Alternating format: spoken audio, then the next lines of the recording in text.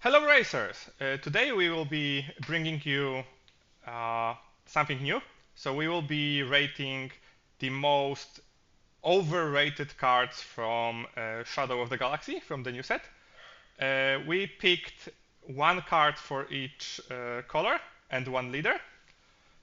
We don't know what the other one picked, and we will be showing ourselves for the first time and discussing why we chose this as the most overrated card for that color. Uh, Overrated doesn't mean that the card will be bad, but it's more like if the majority of people think that the card will be OP or uber strong, and maybe we have a different opinion. So okay, Yeah, like let's go for leaders, uh, and let's see what we picked. So yeah, okay. Well, so we both picked red villainy, a red villainy. but a different one. Yeah, yeah. Sip, you can start why you picked Bosk. So the reason why I picked boss is because during the previous like the spoiler season, we saw a lot of support for the bounty archetype. Like there was Penshik one, Django, a lot of bounties, and Bosk was thought to be a quite good leader. And also when he was compared to the other options, he seemed quite good, but Uh, as it turned out, Bosk isn't that great. He doesn't really play well into meta. He doesn't work well against control decks, and also he's not particularly great against Boba. So yeah, Yeah, I think just not also the greatest leader in like my eyes. his package is strong. It's not that it's a bad. The bounties are bad or the what he gets are bad, but it's not better than the other decks in any way, and you still have the issues of inconsistency if you get like 4 bounties or something like that and nothing to play them on. Yeah, So exactly. uh, The yeah, consistency is the one of the biggest problem with Bosks, and and also yeah, I think it's also we discovered that it's quite easy to play around it. exactly. So Yeah, even yeah. Like you even can like card like McClunky, you put a bounty on something. If your opponent bounces it back, you lose twice. So I fully understand why you picked him as the most overrated leader. Yeah.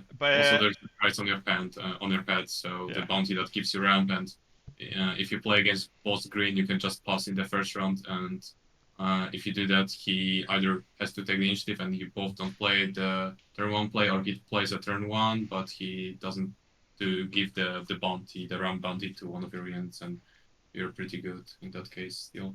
yeah, I personally picked Kylo mostly because recently I saw a lot of people trying like the uber fast, uber explosive decks on him, and I think all of the decks are just like worse than Sabine was in set one.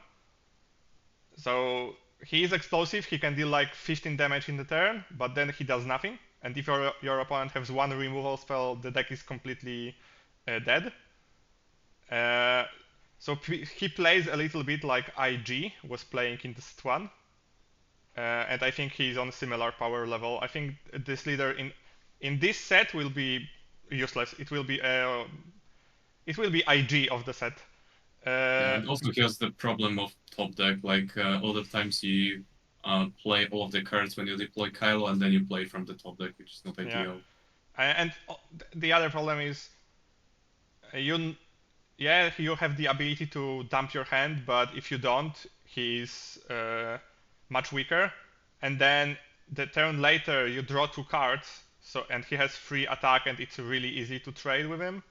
Yeah, yeah, Uh, especially if the opponent has the initiative. yeah, and I think the cards that should make him strong, like Kylo Sheep, why like the 2 mana 2/2 guy that if you discard deals damage, Yeah, it's not enough. The cards are not very good on their own, and even with the discard support, maybe in few sets he will be meta and he will be the strongest leader in the game. But right now, I think he's just weak. Yeah. yeah, So also. let's go for a vigilance card. So I'm switching.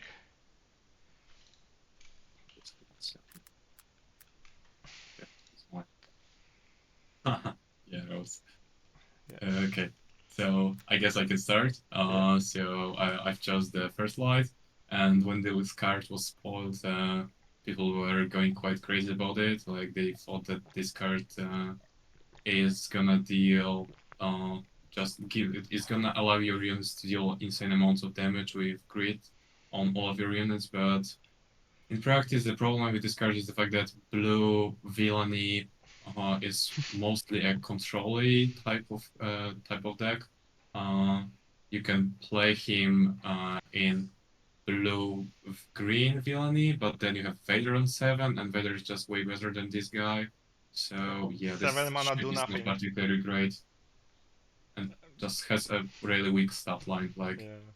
on 7, you want to play Vader. On 8, you want to play Snoke. And then on 9, you want to play Avenger mainly. And that's the best cards you can play on curve. And this guy is just really awkward to play. Yeah. The only thing I can add is that he actually is better than I expected in draft in limited format, especially if you manage to get Kira. But I think in constructed is beyond useless. 7 mana do nothing is really bad, and 7 mana for 4/7 stats is even worse. Yeah, like he gives you some option to race with the opponent when you play Kira Green or something like that, but you're still just better off playing Yeah, Vader and some and resources or Barrage or whatever. yeah, and I chose Tico, Rose Tico. Uh, when she was spoiled, I thought she will be amazing because 4/8 for 4 mana sounds crazy. But then reality struck, and she is just 4 mana 2/6 semi sentinel. Uh, so if your opponent attacked her once, she is basically a 4 mana 2/6 without an ability, and it's just not great. Uh, it's super easy to play around her. You need to play her. Her shield needs to be intact, and then you need to attack with her. She's extremely slow, and I personally cut her from every single deck that I was running her in. And I'm not sure if there is a world when she will be ever playable. Yeah, the problem with Rose and her like pseudo Sentinel is the fact that because she has only 2 attack, then if your opponent attacks with a 2 drop or 3 drop, there are a lot of cases where the unit is gonna still survive, so it's even worse Yeah. because yeah, I've there are a lot of also 3/3 units for 2 on the first round, and then 3 drops also have more HP than just 2, so yeah, they're I've gonna stay also alive. overestimated how strong 4/8 would be because uh, vanilla 4/8 for mana seems really good, but it's not really that great. So her best case scenario is worse than I imagined it would be. Yeah, she Yeah. will survive few attacks, but she will not kill most 4 drops. And if your opponent will just go face, her 3 additional health really will not matter. Yeah, we also got a few 3/5 for 3 Yeah. units, like Cassian, like Tora, and she isn't able to kill them in 1 attack, so that Yeah. makes her really awkward to play. Yeah. Okay. So let's go to the green card, Yeah, and it's a spicy one on my side. I feel like uh, on my end also. yeah. So I may start. I chose Dark Saber because I think this card is beyond useless. Uh, I think 4 mana for a 4/3 without an ability, because to be honest, giving experience tokens to other Mandalorians is just never going to happen. Uh, and there is just there is not a single deck that really wants to play it. I know people are playing it in Sabine, so you play Sabine on 4, you play Dark Saber on Sabine. She suddenly has 6 attack, 8 health, and then she got not I good to agree me with you. dead, and you lose the game. So I think playing cards like this, it's extremely risky because you are using your whole turn to buff a unit, and if your opponent has any removal, any sentinel, any card that will lock this turn, the game is basically over. Because if you are playing aggro and you waste an entire turn, you will not recover from it. And especially in 4 mana, there's so many good cards to choose from, like K2, uh, that it's just. I think people will try it, and in few months it will be a €5 legendary that nobody ever plays. Yeah, because I think right now the Darksaber costs quite a lot, but yeah.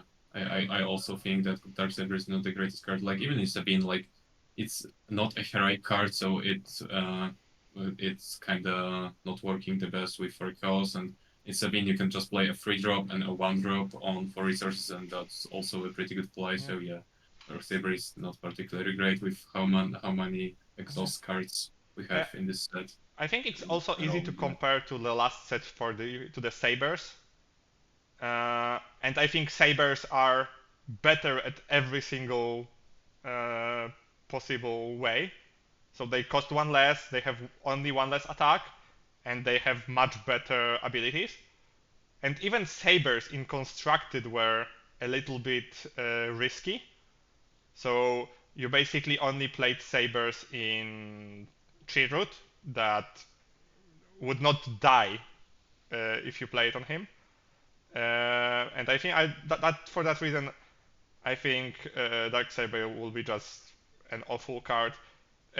Also, I think the flamethrower is just the better card. It's still a bad card constructed, but I would most of the time I would prefer to play flamethrower on my leader and just lock the ground than just add him a little bit of stats and lose the game if my opponent have removal.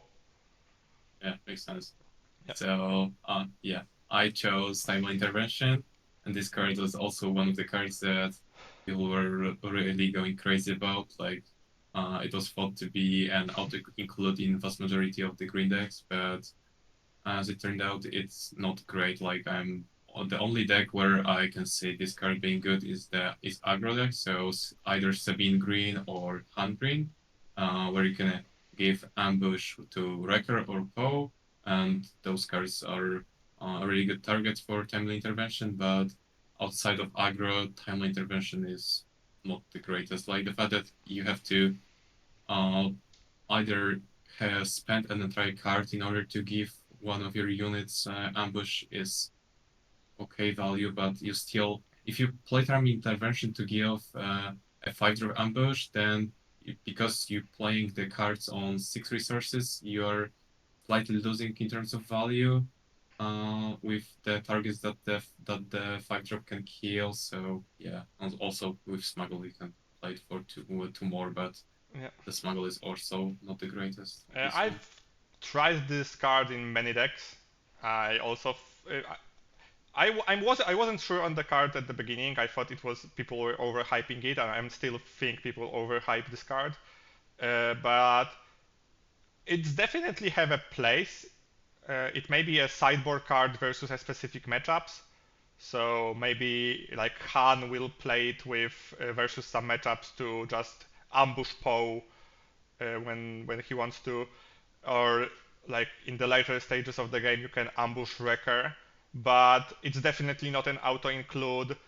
It's really Yeah, clunky to play because you really want to use all of your mana, and playing a free drop on turn 4 with ambush is not that amazing, and especially if it's also cost you a card.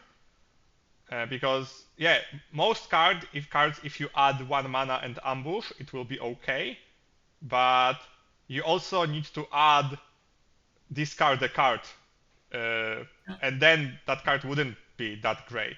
So for that reason, I fully agree that it's an overrated card, but I still think it will find place in the meta.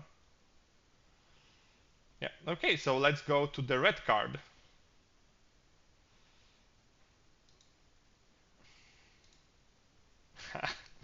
Okay, Yeah. so I guess you can start with Pillage.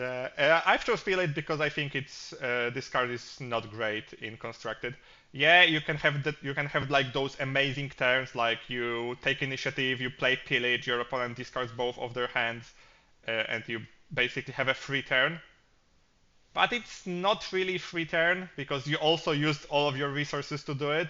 So it's a win more card. You need to have an advantage on the board. You need to have really fast and strong deck to play it. I love this card in limited, but I think in constructed it's just too slow. Uh, because if your opponent know you play pillage, he may not resource, he will have free cards. If you play pillage and your opponent manage to play anything else, you will lose so much value that it will be really hard to come back. So for that thing, I think people overestimate the power of the card. I think it will be a sideboard card for some decks, like for Red Ray or for Red Tree Root, or maybe even for Han versus some particular matchups. But in most cases, it's just a card you keep on your hand for the perfect moment that never arrives. Yeah, I mean, I would say Pillage is pretty alright. Like, it's the main use case for Pillage is against Boba, and Boba is kind of expected to be the best deck in the meta. So I've been playing quite a lot of Yellow Boba recently, and into some Pillages. And this card is uh, kind of problematic for Boba because discarding two cards makes the Boba deploy round slightly weaker because in some case, you have to decide either you're gonna discard a 2 or 3 resource unit that you would want to play in case where Pillage wasn't played, or you have to discard a fire spray, which is also not ideal, Yeah, and yeah. I'm not you have saying the to card. just make some sacrifices Of course, in I'm this not case. saying the card is unplayable. I still think it will be in the meta. I just think I saw a lot of people that auto include this card in every single red deck, and for me, it's just a mistake. It's definitely a strong sideboard card, but I don't think a lot of decks will play it main deck. And at the moment, there is like a consensus that it's just overpowered, even. Yeah, So I I just mean, wanted to say that in my opinion, this card will slowly fizzle out of most of the decks because people will find out that it's better to just play a good 4 drop uh, and later stages of the game just play a late game card than uh, wish for an opportunity to discard your opponent's whole hand. Yeah, and yeah, I mean, why do sure. you pick Deathwatch Loyalist? Okay, so I didn't pick the Devil's Loyalist. I mean, in particular, like the reason why I picked this guy is because of the Grand Inquisitor in general.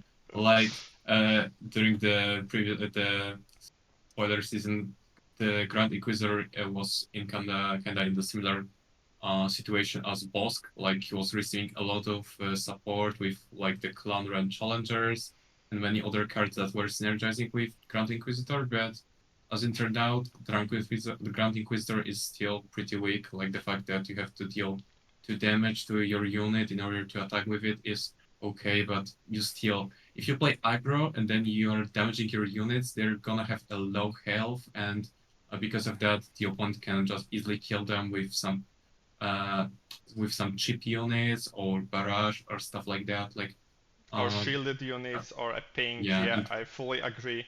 I've also during the previous season thought, wow, Inquisitor gets so much support. He will be such an incredibly strong deck. And now I build him, I played him, and it was like, yeah, he feels a little bit stronger, but the other decks felt so much stronger that it's not yeah, it's really not enough. Like, possible I to was play thinking him. also about just buying a showcase during the spoiler season, but decided not to because Yeah, it's kind of I think risky, and I'm it kind of was a glad good I didn't. idea. Yeah, okay, so let's go for the last card. It's yellow. Uh-huh. I Okay. knew you will choose that one. Yeah. So why did you choose New Adventure? Okay, so I've chosen Yellow Adventure because people are going crazy about playing this card in Yellow Boba and playing it on the Fire Spray and just dealing 5 damage. on for 2 resources, which when you compare this to something like something like 4 chaos, I believe in, which gives you 4 damage for 3 resources. The value seems insane, but in practice, this card is really awkward. Like when you play Boba, in a lot of cases, you just don't want to run cards that are very situational because the hand space is like very crucial for Boba. Like you tend to play more than one card in some rounds, so just having a card that sometimes might give you a value is not enough. Like you can play it also on cards like Body Rook and on Body. Okay, you get to discard, so you get basically a 1 for 1, which is okay, and maybe a healing on Body. But you still have to have the body on the field. You can play it on the ambush unit, but then again, it's just giving you can just reuse the ambush, and that's okay value, but I'm not the biggest fan of this one. Like I really like it when you play a triple dark raid version, so you can play something from triple dark raid like fire spray or ATST, and because the when you replay the card with new adventure, the card is considered to be a new version of that card, so the Yeah, you are downside of keeping it. triple dark rate and the card coming back to your hand is not working. So you basically keep the card on the field, and then you can play on 5 resources in Boba's triple dark rate into ATST or fire spray, and then play the new adventure, and you have a fire spray or ATST Wonder earlier. But Yeah, I don't yeah, think it's even the best version of the deck, so that's why I yeah. chose it. I've also because we test a lot together, figure out that too too many times I just had this card on my hand. It was, and I used it as a 2 mana tap because you can use it on the enemy cards to basically tap them. But yeah, I think it will be a sideboard card versus control because it's still a pretty decent card versus control. Uh, I but mean, yeah, even if you play against control, like I feel like there are so many better options. Like you have body, you can which you can play inside because I don't even play body in main deck with so many good free drops like Toro, like Bobo, like Silver Defender. yeah, but I think Besides, yeah, if your opponent plays like entrenched, frozen in carbonite, it may be a. I'm not saying that it will be in sideboard for sure, but depends on the meta. This card also counters a few really strong answers for Boba. So it's just a consideration that it may be played in sideboard.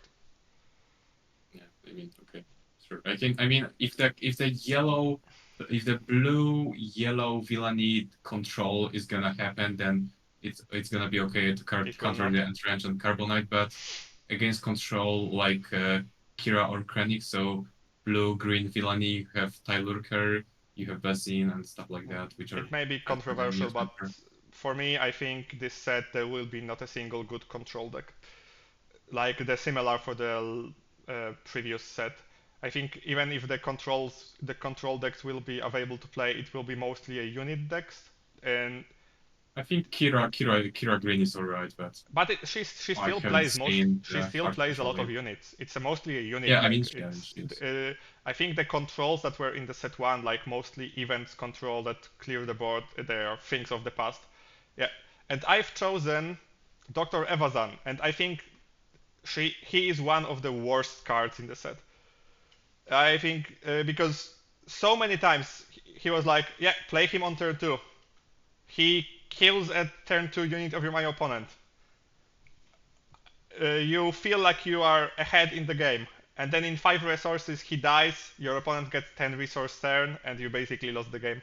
It's too easy to play around him, and even with if you run cards like McClunky, like something that can regain his shield, uh, one single relentless pursuit, and you're basically done. If your opponent plays relentless pursuit on turn two on Evazan, and then plays something, uh, and then he's smart about when to sacrifice his unit and gain another turn. Yeah, this card is just too risky to play. There really isn't a deck for him at the moment. I think if there will be like extremely aggressive, like low cost deck, he may be in him. Or maybe if Saxon will be a decent deck, but I don't think he constructively he will be good, because in I mean, Saxon the yeah, one additional attack matters. I've been playing a little bit of Yellow Saxon lately, and even in Saxon, I wasn't really the biggest fan of this guy, and I So feel like okay, so I just if he doesn't really if he doesn't work in Saxon, then the card is just garbage, and I think he's so overrated. I see him all the time when I play on Carabast or in Tabletop Simulator, and whenever my opponent plays him, I just uh, like try to plan. Okay, I will kill him in 2 turns, and the game is basically over because I will have like amazing turn 4 or amazing turn 5, uh, and it's almost impossible to protect him enough or to play around the fact that your opponent will get additional resources. Of course, yeah. if your opponent like basically if you play him on turn 2 and your opponent plays a 4/3 Sentinel in the next turn, he feels amazing. But yeah, too often he's just a liability, and playing a card that even 20% of the time will lose you a game if you play him during a big tournament, you can't really play cards that work like this. Yeah. I mean, Levazan is just a high risk and not that high of a reward Yeah, card. And yeah. yeah, there are just enough counters to make him not the greatest, like ECL and stuff like that, which make him Oh, really okay. So weak. yeah, we ran out of cards for the overrated cards. In a few days, we will update the 5 most underrated cards as well. And if you can, if you manage to stick out till the end, say what do you think is your most overrated card in the comments. I will try to answer and comment under every single one of these and discuss what we think about them. Yeah. See you. Yeah.